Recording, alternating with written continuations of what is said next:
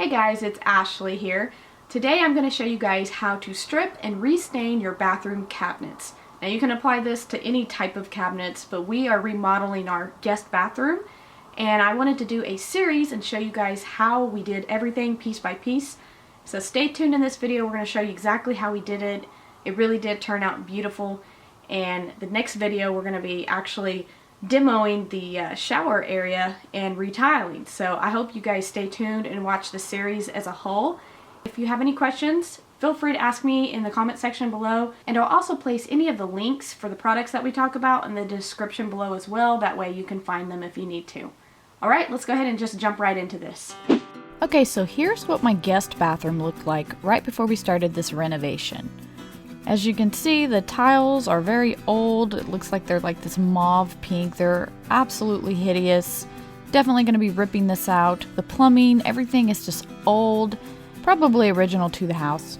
You can see here where we had ripped off this big long trim piece that went all the way across and hung down the soffit. We'd ripped it down before, but we'd never actually repaired the trim piece to go over this cabinet up here. So that's one of the things we're going to do.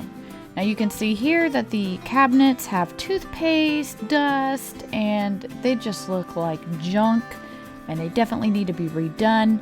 So that's exactly what we're going to do. Eventually this countertop, I also want to redo it. I think we're going to epoxy it.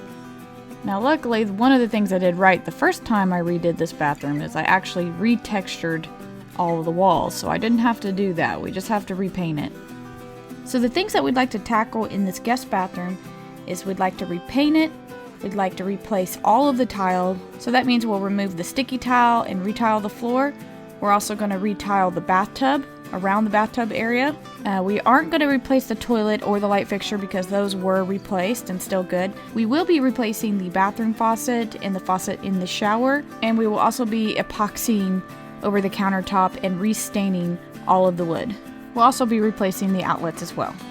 So the first thing I did was I took all of my measurements for the floor and around the bathtub, and I ordered some tile for my floor from Floor & Decor, but I wanted to go look at the tile in person when it came to around the tub. So we headed to Floor & Decor to look at everything. Now originally I wanted to do a simple white subway tile around my bathtub, but then I stumbled on this beautiful blue subway tile, and I just thought, oh, that's unique, and I really wanted it. So we picked that up, and then I picked up this little modern tile for the niche that we're going to have where you can put your shampoos in. So I'm going to build my first niche. I'm a little bit nervous, but I know we can do it. But before we went any further with the tile, I wanted to go ahead and get all the wood stained. That way I didn't have to protect the floor since we were going to be ripping it up anyway. Plus I needed to paint as well. So we picked up some gel stain in walnut, and I already had the polyurethane from my last project, plus I had a scraper. And I picked up an extra bottle of citrus strip. And I really like citrus strip because it's a little bit more eco-friendly and it doesn't have as horrible of fumes as some of the other strippers out there. So I had my husband take off all the cabinet doors, all of the hinges, and all the hardware. Now I wasn't going to be reusing the handles because they were just too old-fashioned, but I wanted to reuse the hardware, so I cleaned them up really good with some water and vinegar, and I scrubbed them down along with the little screws that went with them. I also picked up some brassy gold spray paint because that's the color that I want to use for both faucets. It's kind of a brassy gold, and I spray painted the hinges and the screws. Now since I'm a mom of 3, I had a whole bunch of empty yogurt cups that I planned on using for a craft, but they worked out perfectly as little stands for my cabinet doors so that I could work. Now when I first started using the stripper, I would just put it on real thin and just kind of pat it in, but I learned later just to glop it on really thick and then paint it on in and let it set for a little bit and scrape, and that gives you the best results. And a little hack that I learned is if you don't want it to dry out if you're going to be doing something, put some wax paper on top of it and it'll keep it wet and keep it active. So what I learned after stripping these doors several times is that the first time you put the citrus strip on, it's stripping the outer layer, like the clear coat. The second time you put it on, it's kind of going after the stain.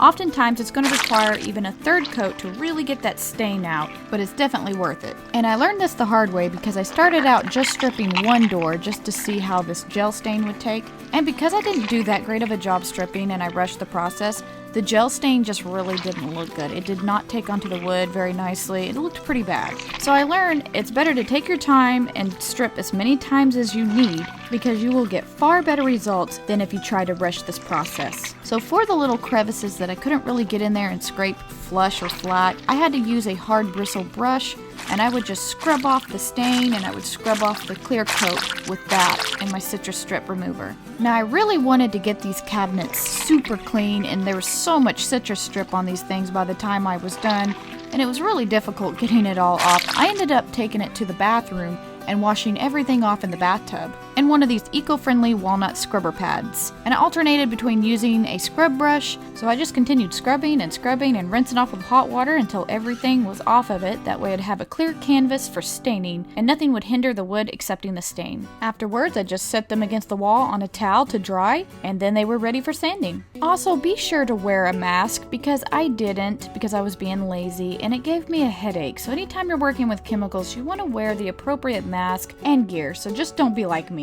Wear a mask. Now, since I did all the work of stripping and scraping and cleaning, I enlisted my husband as the professional sander for the job. Well, I take that back. I did do some of the sanding, but he did most of it for this job. And this is what you want it to look like. You want the wood to really shine through. You don't want to see residue of the stain as much as possible. So after my husband sanded everything, I took a wet washcloth and cleaned all the wood off. That way there was no dust particles or sand particles anywhere, and it was ready to accept the stain. We found it most economical to go to Harbor Freight and get a multi-pack of foam brushes that we could just throw away when we were done to use for our staining. And this gel stain is so thick you only need to apply one coat. If you apply any more than that, it looks like dark brown paint rather than an actual stain. So all I had to do with this specific gel stain was get it in all the nooks and crannies, make sure it was rubbed in evenly, and that's it. I didn't have to come back later and rub it off with a t-shirt or anything like that. I just had to set and let it dry, and then I could polyurethane it. Now sometimes it would dry in a day or two, sometimes it took about 3 days to dry because we had some humidity. So depending on your weather will depend on how long it'll take for your stain to dry. If it feels tacky to the touch, wait a little bit longer before you polyurethane it. Now once it got to the polyurethaning stage, that part was really easy and went by pretty quick. Polyurethane only takes a couple hours to dry. So I would just give it a couple hours or maybe half a day to dry, then I would do my second coat, and then the next day I would do my third coat. Now I did do 4 coats, I believe, on the middle cabinet doors because that's where my kids wash their hands and a lot of water drips down, and I just wanted to make sure it was extra protected. I also repeated the same process on my drawers and got them all polyurethaned. We also went ahead and picked out some new brass handles that I got at Lowe's, and I just thought they were beautiful. I thought that it really turned out gorgeous. The stain with the handles, it really popped. Once we finished the cabinet doors and the drawers, we stacked them on top of each other, separating them by towel so that they wouldn't get scratched, because we weren't quite ready to put them back on the bathroom cabinets yet. We still needed to strip and restain and repair the bathroom cabinet before we could put the doors back on. I wasn't looking forward to any of it either. Now we did one last trick to revitalize these drawers. As you can see, the sides of the drawers look dinged up, dingy, scratched, and they just don't look that great. Now my in-laws were moving and they discovered that this Danish oil helps revitalize wood. And it looks really nice, and they did that to all the wood in their house before they sold their home. So they let me borrow some of this Danish oil, and all I had to do was mix it up and apply a little bit at a time, set a 15-minute timer, and then come back and wipe it off. And it revitalized the wood and made it look so beautiful again. Because I didn't want to stain the entire drawer, I ended up doing the sides and the inside of the drawer after cleaning them out, and I'm so glad that I did because it really made it look nice and new again. And I'm definitely going to be going around all of the wood in my house eventually and doing this before I sell my home. I think this is a great hack. So before I could finish the cabinet in the bathroom, I needed to repair the left side where it had water damage. After looking at it and thinking about it, we decided to cover it with plywood because we thought that would be the easiest way to fix the problem. But before we picked up our plywood, I wanted to go ahead and remove these sticky tiles. So we pulled out our trusty heat gun and kind of held it over the tile for just a little bit and used a scraper to ply it up. It was a pretty easy process.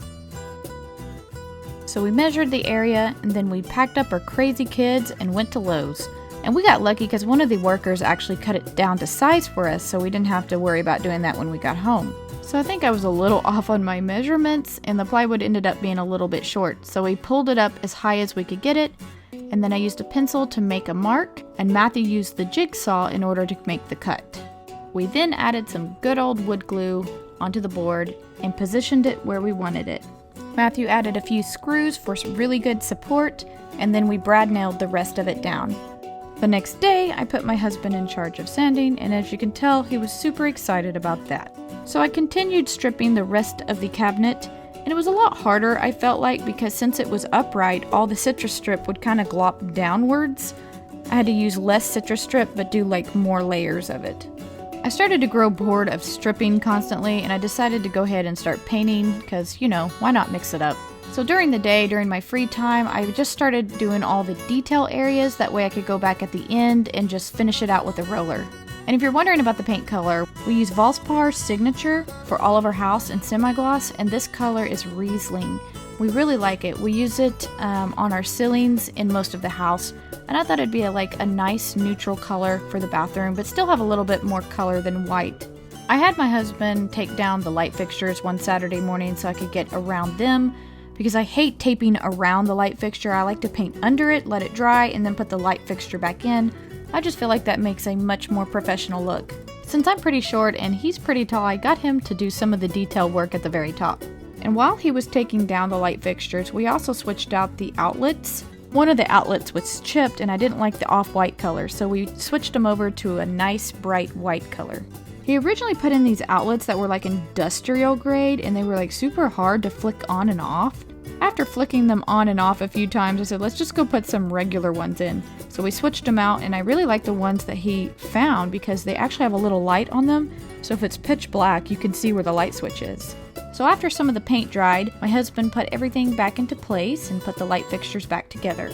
Now the shelf below the sink, I believe after many years of use, had a lot of water damage from people washing their hands and the water just kind of trickling down. It had expanded and it was looking really gross, so I took a scraper and scraped everything flush, and later on I went ahead and polyurethaned the area to protect it. And then after that I began staining the rest of the cabinet. After the stain had a chance to dry, I went ahead and polyurethaned the entire area about 3 times.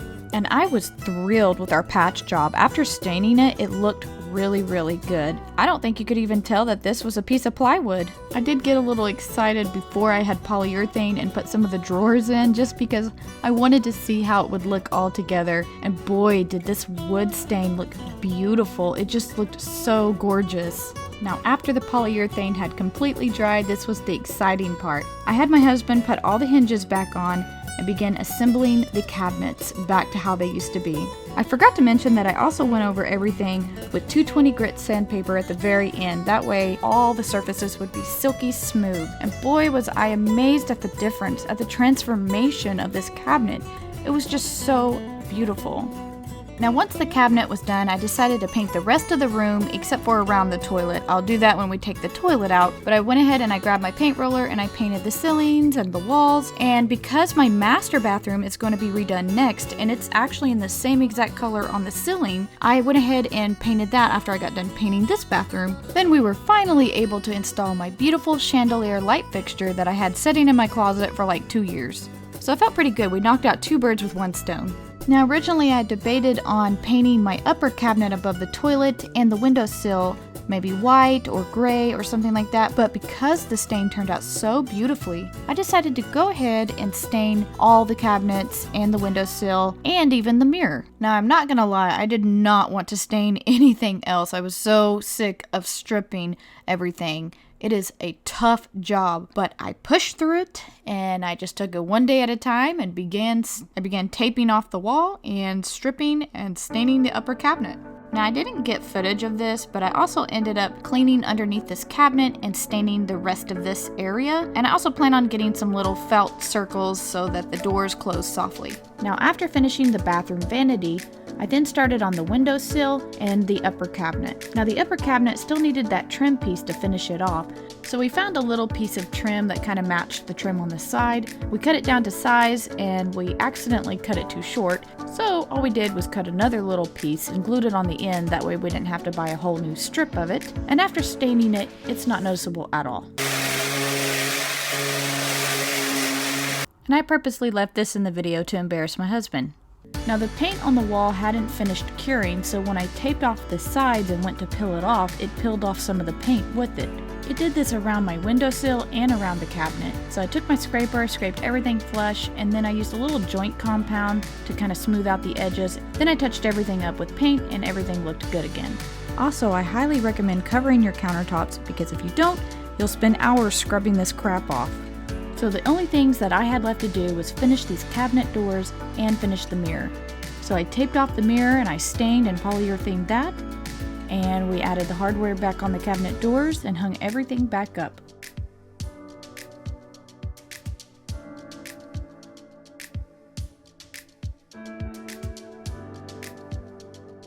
Well, that's basically it for this video. We got everything completely stripped and stained. It was a lot of work. I would probably never do this again, but if this is something you want to do, I hope this video helped you guys out, and I hope you guys will subscribe because this is only part 1 of the renovation. And because in part 2 we're going to be demoing and tiling our shower area for the very first time. So I hope to catch you guys in the next video. Have a blessed day.